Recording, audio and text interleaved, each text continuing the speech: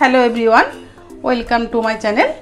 তো আজকে আপনাদের সামনে আমি আর একটা নতুন রেসিপি নিয়ে এসেছি, সেটা হচ্ছে বেসনের তরকারি। তো চলুন আপনাদের দেখানো যাক যে আমি বেসনের তরকারিতে কি কি দেব, তো কিভাবে আমি তৈরি করব সেটা। দেখুন, আমি কিছুটা বাটিতে কিছুটা আমি বেসন নিয়েছি এবং এর মধ্যে আমি দেব এই যে পেঁয়াজ কুচি আর লঙ্কা কুচিটা, আর এর মধ্যে আমি দেবো কিছুটা কালো জিরে, একটু জোয়ান, আর এর মধ্যে আমি নুন, হলুদ, লঙ্কা, দেখুন ধনে, জিরে, গোলমরিচ সব গুঁড়ো আমি অল্প অল্প করে এর মধ্যে দেবো, দিয়ে এটাকে ভালো করে আমি জল দিয়ে মাখবো। তারপর এটাকে আমি বড়া বানাবো। তারপর যখন এটা বড়াটা সম্পূর্ণ কমপ্লিট হয়ে যাবে তখন আমি এই পেঁয়াজ রেখেছি, দেখুন পেঁয়াজ, আদা, রসুন এবং যা যা মশলা আমি এখানে দিয়েছি বেসনে, প্রত্যেকটা মশলা দিয়ে আমি তেলে এই যে জিরে, একটু তেজপাতা রেখেছি, ফোড়ন দিয়ে আমি প্রত্যেকটাভাবে ভালোভাবে কষিয়ে তারপর যে বড়াগুলো আমি রেডি করব সেগুলো আমি তেলে দেবো। তো চলুন দেখানো যাক আমি কিভাবে এই রেসিপিটা তৈরি করছি। দেখুন, এর মধ্যে সামান্য আমি হিং দিলাম। এবার আমি যা বলেছি প্রত্যেক কটা মশলা কিন্তু আমি দেবো। দেখুন, আমি কিছু পরিমাণ হলুদ দিলাম, আমি 1 চামচ লঙ্কা দিলাম, আমি সামান্য পরিমাণ যতটা নুন লাগবে ঠিক সেই পরিমাণ নুন আপনারা দেবেন, যে যতটা বেসনের তরকারি রান্না করবেন তাকে ততটুকু পরিমাণ নুন দিতে হবে। এবং এর মধ্যে আমি সামান্য দেখুন ধনে গুঁড়ো দিলাম, এর মধ্যে আমি সামান্য 1 চামচের একটু কম আমি জিরে গুঁড়ো দিলাম, এর মধ্যে আমি কিছুটা গোলমরিচের গুঁড়ো দিয়ে দিলাম। এবার এটাকে আমি জল দিয়ে মাখবো।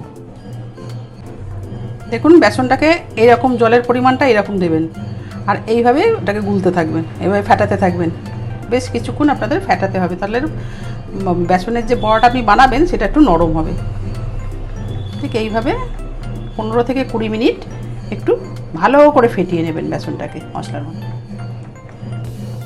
দেখুন, এরপর আমি চাটু নিলাম, চাটুর মধ্যে একটু তেল দিলাম। তেলটা ভালোভাবে গরম হওয়ার পর আমি যে বেসনের যে পেস্টটা করে রেখেছিলাম সেই পেস্টটাকে এখানে দিয়ে দেবো অমলেটের মতো। দেখুন, এই আমি দিয়ে দিলাম। দিয়ে আমরা যেরকমভাবে অমলেট ভাজি ঠিক সেরকমভাবে এটাকে একটু সরিয়ে দেবেন, একটু মোটার মধ্যে থাকবে।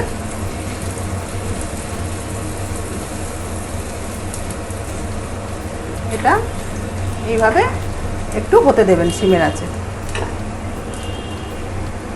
তেলটাকে চারদিকে ঘুরিয়ে দেবেন যাতে বেসনের চারদিকে তেলটা যায়। এরকম করে এখন এটা সম্পূর্ণ একটা দিক হবে।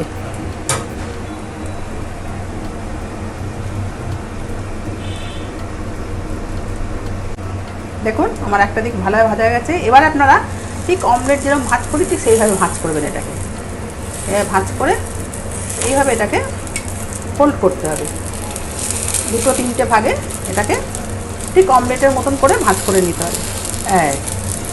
এবার এটাকে একটু আবার সিমের আঁচেতেই হতে দেবেন যাতে ভেতরটা ভালোভাবে হয়ে যায়। ঠিক এইভাবে এখন এটা হোক।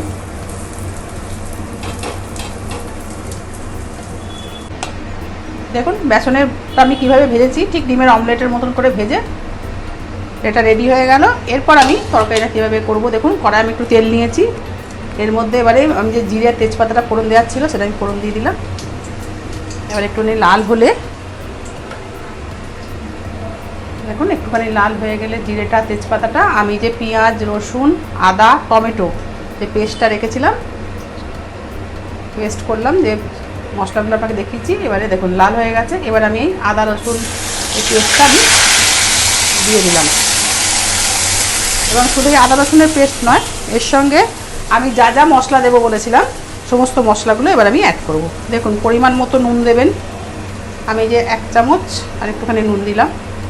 এবার জিরে গুঁড়ো দিলাম 1 চামচ, দেখুন। আচ্ছা, ধনে গুঁড়ো দিলাম 1 চামচ।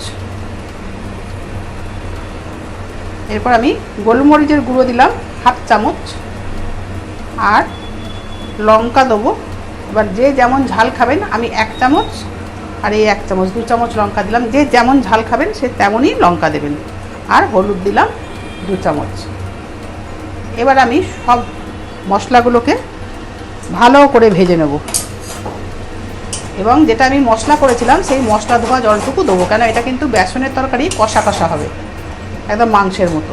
দেখুন, এবার আমি এটাকে ভালো করে পেঁয়াজ, আদা, রসুন মশলার সাথে মিশিয়ে ভালো করে ভাজবো, লাল করে ভেজে নেওয়ার পর এটা ভাজা হোক। দেখুন আমি এটাকে কেমন করে কাটবো, এটা তো আমি অমলেটের মতো করেছি, আপনারা দেখছেন। এবার দেখুন এটাকে আমি এই যে অমলেট হয়ে গেল। এবার এটাকে আমি ছুরি দিয়ে যে যেরকম মাপের করতে চাইবেন সে সেরকম, আমি এই মাপের কাটছি। আমি এই মাপের এরকম করে করে বেসন যে অমলেটের মতো করে রেখেছি, যে বড়াটা যে রেডি, সেটাকে আমার ছুরি দিয়ে দিয়ে এইভাবে কেটে নিতে হবে। এবার যে যে পরিমাণ বড়ার সাইজ করবেন সেটা করে নিতে পারেন। দেখুন আমি কিন্তু এই পরিমাণ করেছি। এই দেখুন ভেতরটাও তৈরি, দেখুন ভেতরটা একদম সম্পূর্ণ তৈরি। এইভাবে বড়ার মতন করে নিতে হবে। এবং মশলাটা হয়ে গেলে তখন এই বড়াগুলোকে মশলার মধ্যে দিয়ে একটু কষিয়ে একটু গরম মশলা দিয়ে নামিয়ে দিতে হবে। দেখুন আমার মশলাটা হয়ে গেছে, সম্পূর্ণ পরিমাণে ভাজা হয়ে গেছে। এবারে একটার মধ্যে আমি মশলা ধোয়া জলটা দেবো, এই কারণেই বেসন তো একটু জল টানবে। দেখুন আমি মশলা ধোয়া জলটা রেখেছিলাম, এবার আমি জলটার মধ্যে দিয়ে দিলাম। এবার জলটা দেওয়ার পর জল একটুখানি মশলার সাথে মেখে একটু ফুটলেই আমি সমস্ত বড়াগুলোকে এর মধ্যে দিয়ে দেবো এবং মাখা মাখা করে নামাবো। এটা তো কষা। দেখুন আমি আগেও বলেছি আমার মধ্যবিত্তের রান্নাঘর, তো বেসন পেঁয়াজ আদা রসুন প্রত্যেকের ঘরে থাকে। তো আমরা যদি নতুন নতুন এক একটা রেসিপি এরকম খাই চটকদার, তাহলে তো সবারই ভালো লাগে না? তো আপনারাও করে ফেলুন, সবারই ঘরে জিনিস থাকে। এ দেখুন আমার জলটা ফুটতে শুরু করেছে। এবার আমি আস্তে আস্তে এই বড়াগুলোকে দিতে থাকবো। জলটা এই জন্যই দিলাম, কেন বড়া বেসন তো একটু জলটা টেনে নেবে। এই যে আমি ছোটো ছোটো পিস করে রেখেছি, দেখুন আমি সব বড়াগুলো এক এক করে দিয়ে দিলাম। আপনারা চটপট তৈরি করে ফেলুন, ভীষণ ভালো লাগে।